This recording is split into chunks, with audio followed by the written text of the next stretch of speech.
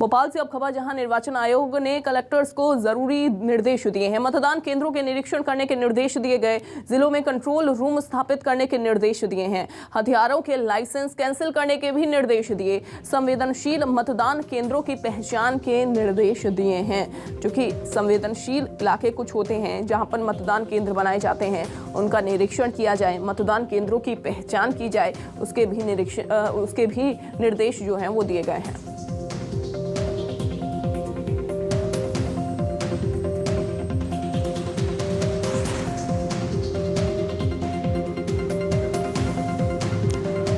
तो निर्वाचन आयोग ने कलेक्टर्स को कुछ जरूरी दिशा निर्देश दिए हैं। मतदान केंद्रों के निरीक्षण करने के निर्देश जो हैं वो दिए गए हैं। तो कलेक्टर्स को कुछ अहम जिम्मेदारी यहां पर सौंपी गई है, कुछ जरूरी दिशा निर्देश जो हैं वो दिए गए हैं। हथियारों के लाइसेंस कैंसिल करने के भी निर्देश जो हैं वो दिए हैं। संवेदनशील मतदान केंद्रों की पहचान के निर्देश दिए हैं, जो कि कुछ संवेदनशील मतदान केंद्र होते हैं, संवेदनशील इलाके होते हैं जहां पर मतदान केंद्र बनाए जाते हैं, उनको किस तरीके से ध्यान में रखना है, वहां पर किस तरीके से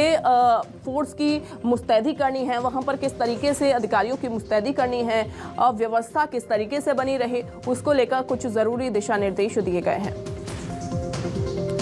अमृतांशी हमारे साथ जुड़ गई हैं। अमृतांशी, कुछ जरूरी दिशा निर्देश कलेक्टर्स को दिए गए हैं, क्या क्या यहाँ पर निर्देश दिए गए, किन किन बातों को ध्यान में रखना होगा कलेक्टर्स को?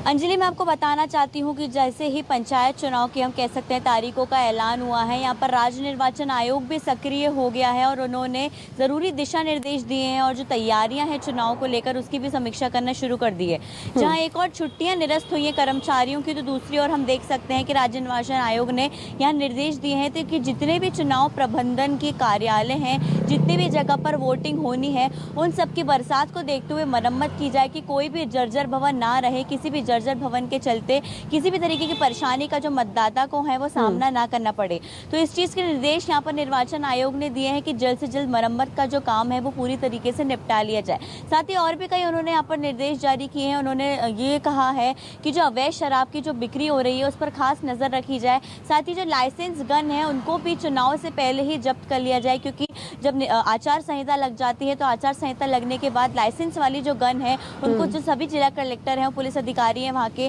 वो जब्त कर लेते हैं। हालांकि वो चुनाव के बाद वापस दे दी जाती है, लेकिन उसको जब्त करने के भी यहाँ पर निर्देश जो लाइसेंस्ड गन है उनको दिए हैं। साथ ही यहाँ पर और भी हम कैसे कह सकते हैं जो निर्देशों की बात है यहाँ पर जो मतदाताओं के लिए दिए गए हैं, उन्होंने ये कहा है कि जो अति संवेदनशील एरियाज हैं, हम बात करें अगर जो जगहें हैं वहाँ पर खास समुचित प्रबंधन किए जाएँ, क्योंकि हमने लगातार देखा है कि कई बार ऐसी घटनाएं सामने आती हैं कि जहाँ पर बूथ होता है, वोटिंग बूथ होता है, वहाँ पर हमने देखा है कि झगड़ों की घटनाएं सामने आती हैं, कई बार हमने देखा है तोड़फोड़ की घटनाएं सामने आती है। तो जो भी ऐसे संवेदनशील हम कह सकते हैं जगहें हैं, वहाँ पर भी निर्वाचन आयोग ने खास निर्देश दिए हैं कि जल्द से जल्द ठीक से यहाँ पर प्रबंधन किए। लेकिन अमृतांशी, क्या संवेदनशील और अति संवेदनशील जितने भी इलाके हैं, क्या उनको चिन्हित किया गया है? क्या वहाँ पर मतदान केंद्र अगर बनाए जाएंगे तो वहाँ पर किस तरीके से व्यवस्था की जाएगी? इसके निर्देश तो दे दिए गए हैं, लेकिन क्या चिन्हित कर लिया गया है कि कितने संवेदनशील इलाके रहेंगे, कितने संवेदनशील, अति संवेदनशील मतदान केंद्र रहेंगे?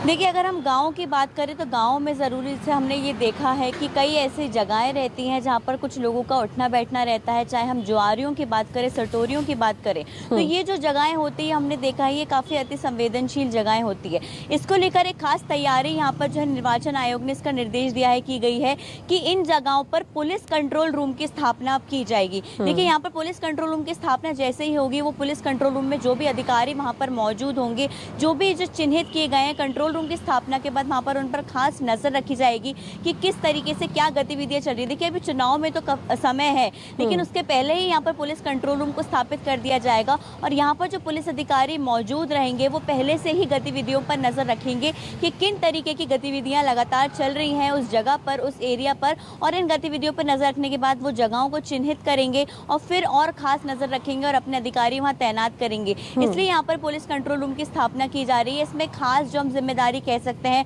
वो कलेक्टर की है और पुलिस अधिकारियों की रहेगी, जिनको यहाँ पर निर्वाचन आयोग ने खास निर्देश दे दिए हैं कि जल्द से जल्द कंट्रोल रूम की स्थापना कर सभी गतिविधियों पर पहले से ही नजर रखी जाए, लोगों के लाइसेंस गन को जब्त किया जाए। साथ ही निर्वाचन आयोग ने ये निर्देश दिए हैं कि जल्द से जल्द मरम्मत का काम भी पूरा किया जाए ताकि वोटरों को किसी भी तरीके की असुविधा का सामना न करना पड़े। जी बिल्कुल बिल्कुल अमृतांशी, बहुत शुक्रिया आपका जुड़ने के लिए, जानकारी देने के लिए।